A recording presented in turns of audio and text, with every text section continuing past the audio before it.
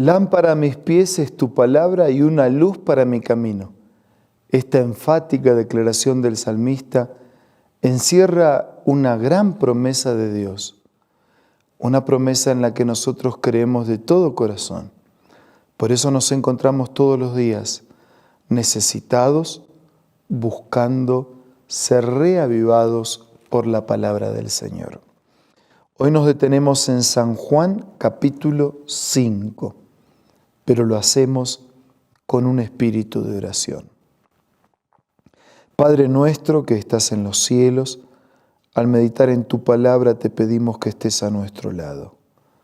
Oramos en el nombre de Jesús. Amén.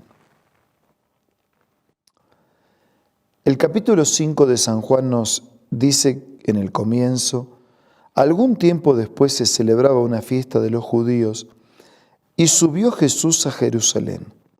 Había allí junto a la puerta de las ovejas un estanque rodeado de 5 pórticos, cuyo nombre en arameo es Bethsatá, que significa en su lengua original casa de misericordia.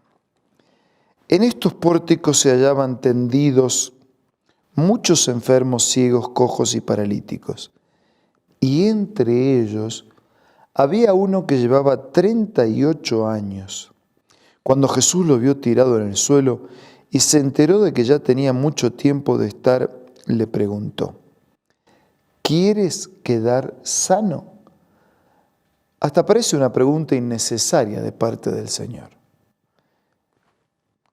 ¿Cómo no querer, no? Pero era la manera en que el Señor estaba buscando la intervención de aquel hombre y la manifestación de su fe. Señor, no tengo a nadie que me meta en el estanque mientras se agita el agua, y cuando trato de hacerlo, otro se mete antes.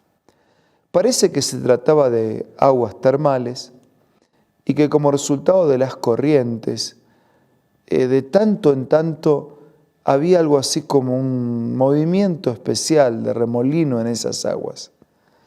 Y la creencia popular decía que quien primero llegaba a esas aguas en movimiento podía ser alcanzado por la bendición de Dios.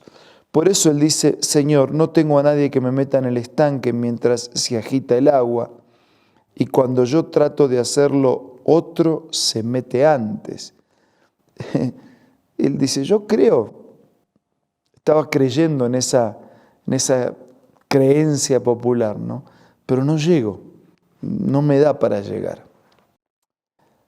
Y Jesús dice, versículo 8, levántate, toma tu cama y anda. Y al instante, dice el versículo 9, aquel hombre quedó sano, así que tomó su cama, se echó a caminar. Pero como era sábado, los judíos le dijeron al que había sido sanado: hoy es sábado, no te está permitido llevar la cama. Porque, el mandamiento habla de dedicarle a Dios el día sábado, pero los judíos de aquellos días habían llegado a establecer tantas leyes en relación al respeto del sábado que ya habían desvirtuado el mandamiento. Entonces decían que no podía llevar su cama, como que estaba dando pasos de más, y esos pasos de más eran de trabajo. Así que los judíos, los sacerdotes, los fariseos, le reclamaron: ¿quién es ese hombre que te dijo, toma tu cama y anda? Y el que había sido sanado no tenía idea de quién era, porque Jesús se le había escabullido entre la gente.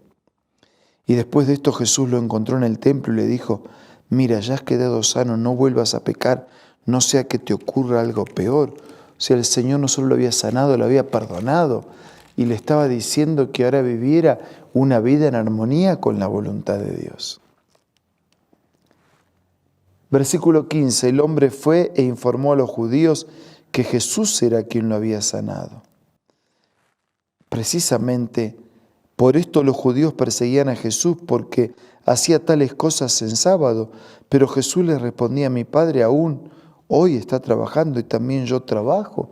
Hay un trabajo legítimo para hacer en sábado.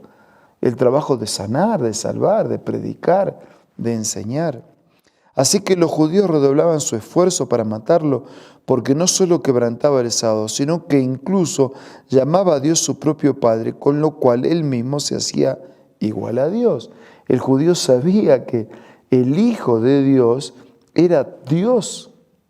Entonces ahora ya tenían dos problemas. Uno hacia él, ¿no? Uno porque quebrantaba el sábado, por lo tanto no era un enviado de Dios, porque Dios respetaba el sábado. Y el otro porque éste se llamaba Hijo de Dios, es decir, se hacía igual a Dios. Blasfemaba porque se consideraba Dios. Entonces Jesús le dijo, ciertamente, versículo 19, les aseguro que el Hijo no puede hacer nada por su propia cuenta, sino solamente lo que ve que su Padre hace, porque cualquier cosa que hace el Padre, la hace también el Hijo, pues el Padre ama al Hijo y le muestra todo lo que hace. Sí, y aún cosas más grandes que esta les mostrará, que los dejará a ustedes asombrados. Porque así como el Padre resucita a los muertos y le da vida, así también el Hijo da vida a quien Él le place. Además, el Padre no juzga a nadie, sino que todo juicio le ha delegado al Hijo, para que todos honren al Hijo como lo honran a Él. El que se niega a honrar al Hijo no honra al Padre que lo envió. Y en esas declaraciones de comunión, de vínculo, de juicio, de delegación, el Señor está hablando de la autoridad que le pertenece porque es Dios. Más todavía, Jesús dice, les aseguro, versículo 24, que el que oye mi palabra y cree al que me envió tiene vida eterna y no será juzgado, sino que ha pasado de la muerte a la vida. Pero también les aseguro que ya viene la hora y ha llegado en que los muertos oirán la voz del Hijo de Dios y los que la oigan vivirán. Porque así como el Padre tiene vida en sí mismo, así también ha concedido al Hijo el tener vida en sí mismo y le ha dado la autoridad para juzgar, puesto que es el Hijo del Hombre. Y no se asombren de esto, porque viene la hora en que todos los que están en los sepulcros oirán su voz y saldrán de allí. Los que han hecho el bien resucitarán para tener vida, pero los que han practicado el mal resucitarán para ser juzgados. Y ahora Jesús no solo habla del mensaje, de la palabra autorizada de Dios, sino que también habla de la muerte y de la resurrección. Que Dios es Dios porque no solo trajo la vida en sus comienzos, sino porque la va a recuperar.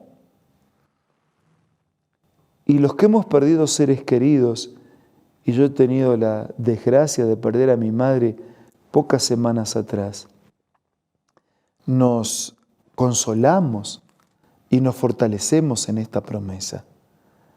Claro que nos duele haber perdido, en este caso a mi madre o a otro ser querido, como cualquiera de ustedes puede haber perdido. Nos duele, pero tenemos esperanza, porque Jesús, el Dios, el Eterno, el que existía desde siempre, el que tiene en sus manos la creación, el juicio, el que tiene en sus manos su vida, el que dice que va a resucitar a los que creen en Él, y el que dice, no se sorprendan de esto, les estoy diciendo la verdad, y es para confiar en la palabra del Señor. Por eso en medio del dolor tenemos esperanza, porque para aquel que cree la muerte no es hasta nunca, es un hasta luego, hasta que el Señor cumpla su palabra y resucite a los que descansan en Él. Y también va a resucitar a los que no creen, solo que unos resucitarán para condenación y otros resucitarán para vida eterna. Desde versículo 31 en adelante aparecen los testimonios en favor del Hijo. Versículo 33, ustedes enviaron a preguntar a Juan y él dio testimonio válido. O sea, el testimonio de Juan en favor de Jesús. Pero además de Juan está el testimonio de la obra de Jesús. Versículo 36, el testimonio con que yo cuento tiene más peso que el de Juan. Es lo que Jesús mismo hizo. No solo lo que Juan contó de Jesús, sino lo que Jesús hizo. Pero además de eso está el testimonio del Padre en favor de Jesús. Versículo 37, y el Padre mismo que me envió ha testificado en mi favor, y ustedes nunca han oído su voz ni han visto su figura. Así que Juan testifica en favor, la obra de Jesús testifica en favor, el Padre testifica en favor. Ustedes estudian con diligencia las Escrituras porque piensan que en ellas hayan vida eterna y ellas son las que dan testimonio en mi favor. Sin embargo, ustedes no quieren venir a mí para tener vida. Las Escrituras testifican en favor de Jesús. Y así el mensaje del capítulo va llegando hacia su final, para decirnos que no piensen que yo voy a acusarlos delante del Padre. Versículo 45, quien los va a acusar es Moisés, en quien tienen puesta su esperanza. Si le creyeran a Moisés, me creerían a mí, porque de mí escribió él. Pero si no creen lo que él escribió, ¿cómo van a creer mis palabras? Ellos decían, nosotros no creemos en Moisés, no creemos en ti. Pero dice, pero si creen en Moisés, tenían que creer en mí, porque Moisés habló de mí. Y el que cree en Moisés cree también en mí. La Biblia, las Escrituras, el Padre, las obras de Cristo, la palabra del Señor, el testimonio de Juan, todo eso testifica en favor de Jesús. Un Jesús Dios, un Jesús encarnado, un Cristo encarnado, un Dios divino, un Dios humano, un Dios creador, un Dios salvador. Todo eso es Dios para usted y para mí. ¿Da para creer en Él o no? Yo creo. ¿Y usted?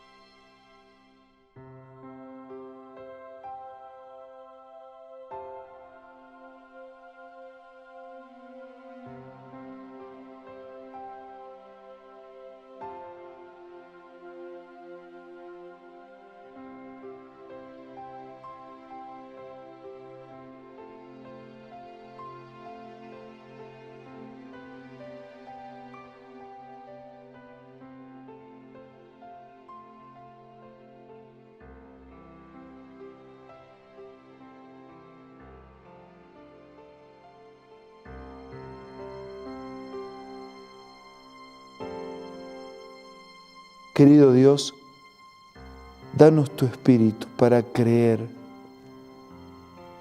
en el Cristo divino que existió desde siempre, que un día se hizo carne, habitó, vivió, murió entre nosotros. Que podamos percibir todas las evidencias que testifican a su favor y creer, y no actuar como aquellos fariseos que no solo no creían, sino que buscaban matarlo. Queremos creer, queremos vivir, queremos hacer tu voluntad. Por favor, bendícenos. Te lo pido y te lo agradezco en el nombre de Jesús. Amén. Queridos amigos, muchas gracias por acompañarnos. Nos reencontramos mañana para seguir siendo reavivados por la palabra del Señor.